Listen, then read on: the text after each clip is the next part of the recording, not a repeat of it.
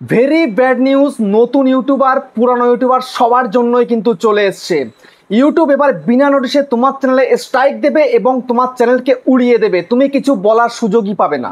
ঠিক আছে, দেখো এই বিগত কিছুদিন ধরে কয়েক মাস ধরে কিন্তু এমনই চলে আসছে যে চ্যানেলের মধ্যে তুমি ভালো ভিডিও আপলোড করছো অথচ তোমাকে স্ট্রাইক দিচ্ছে, এবং পরপর তিনটে যদি কমিউনিটি গাইডলাইন স্ট্রাইক আসে, মানে ইউটিউব যদি তোমাকে তিনখানা স্ট্রাইক দেয় তাহলে কিন্তু তোমার চ্যানেলটা ডিলিট হয়ে যাবে। তো এরকমই কিন্তু প্রচুর চ্যানেলের সঙ্গে হচ্ছে। তো এমনকি স্ট্রাইক তিনটে না আসলেও একটা দুটো কিন্তু চলেই আসছে। তো দেখতে পাচ্ছি যে ক্রিয়েটাররা কোনো ভুল করছে না, ভুল না করার পরেও কিন্তু স্ট্রাইক আসছে। স্ট্রাইক আসার পরে যখন ক্লেম করা হচ্ছে তখন কিন্তু সেটাকে রিজেক্ট করে দেওয়া হচ্ছে। ঠিক আছে, তো কেন এরকম করছে ইউটিউব সেই সম্বন্ধে কিন্তু আজকের এই ভিডিওতে আমি বলে দেব। তো সেই জন্য এখন থেকে কিন্তু সিকিওর হয়ে যাও। ঠিক আছে, আমি তোমাদেরকে অ্যাওয়্যার করার জন্য কিন্তু ভিডিওটা বানাচ্ছি, এটা কিন্তু আমার মন গড়া কথা নয়। দেখো ইউটিউবে আজকাল কিন্তু প্রচুর ক্রিয়েটার হয়ে গেছে। ঠিক আছে, অডিয়েন্সও যেমন হয়েছে, ক্রিয়েটারও কিন্তু তেমন হয়েছে। কিন্তু এখন যদি তুমি একটুখানি ভুল করো, তুমি ভিডিওতে ভুল করোনি, তুমি যদি একটুখানি ভুল করো তাহলে তোমার চ্যানেলটা কিন্তু ডিলিট হয়ে যাবে। মানে স্ট্রাইকের পর স্ট্রাইক আসবে, ইউটিউব দেবে কমিউনিটি গাইডলাইন স্ট্রাইক এবং তোমার চ্যানেল হয়ে যাবে ডিলিট। তো কেন ইউটিউব গাইডলাইন স্ট্রাইকটা তোমাকে দেবে? তুমি তো ভিডিওতে ভুল করোনি, তাও তোমাকে কেন স্ট্রাইক দেবে?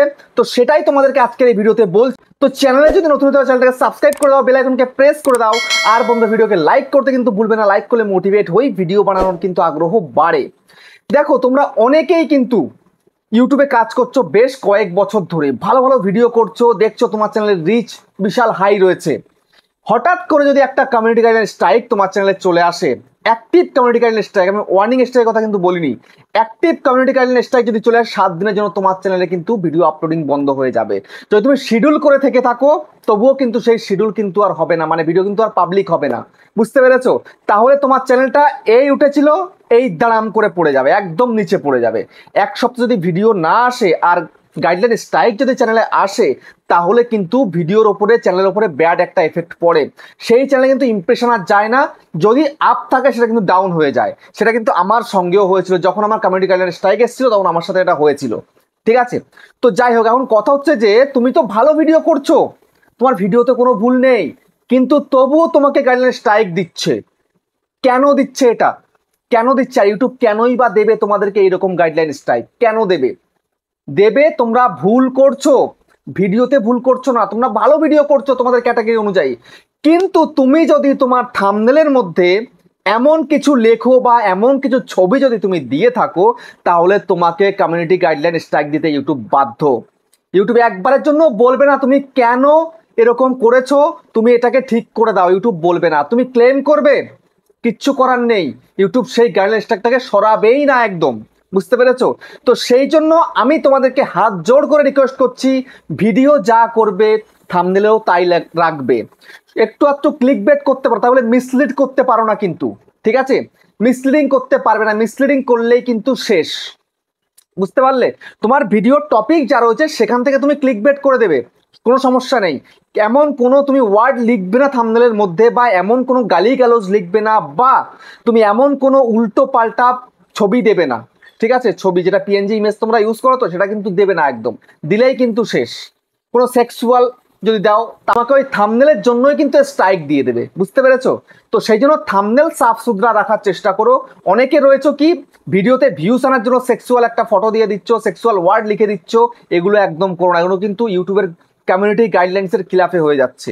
ঠিক আছে, তারপরে অনেকে রয়েছে ভিডিও তুমি ভালো বানিয়েছো, থাম্বনেলও ভালো বানিয়েছো, কিন্তু তুমি ডেসক্রিপশনে যে কিওয়ার্ড দিয়েছো এমন এমন কিছু কিওয়ার্ড দিয়ে দিয়েছো, সেই কিওয়ার্ডগুলো তোমার ইউটিউবের যে কমিউনিটি গাইডলাইন রয়েছে তার বাইরের, তার ভিতরে কিছু না, বাইরের তুমি দিয়ে দিয়েছো। তোমার এই ভিডিওর সঙ্গে, তোমার টপিকের সঙ্গে মানে দূর দূর পর্যন্ত কোনো মিল নেই।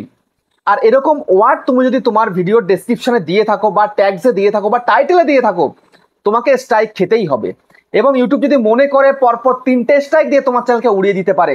তুমি একটা ভিডিওতে করেছো, একটা স্ট্রাইক খাবে, এবার তখন কিন্তু ইউটিউব দেখবে যদি তুমি ডেসক্রিপশনে কোনো রকম কোনো উল্টোপাল্টা কিওয়ার্ড দিয়ে তুমি রেখে দিয়েছো এবং পরপর প্রচুর ভিডিওতে করেছো, পরপর তোমাকে 3টে 4টে 5টা 10টা স্ট্রাইক দিয়ে তোমার চ্যানেলটাকে একদম নিমেষে উড়িয়ে দেবে, তুমি আর খুঁজেই পাবে না তোমার চ্যানেলকে।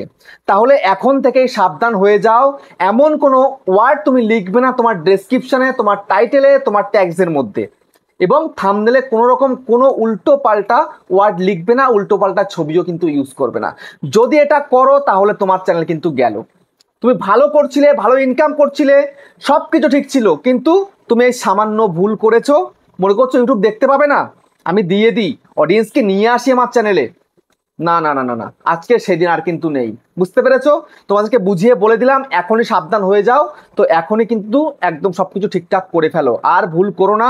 যদি এরকম কিছু করে থেকে থাকো তাহলে এখনই ভিডিওকে ডিলিট করে দাও, ঠিক আছে? না হলে কিন্তু যখন তখন চ্যানেলের মধ্যে স্ট্রাইক আসবে, চ্যানেলটা ডিলিট হয়ে যাবে। বুঝতে পারলে? তো ভিডিওটা কেমন হচ্ছে কমেন্টে জানিও। আবার দেখা হচ্ছে নেক্সট ভিডিওতে।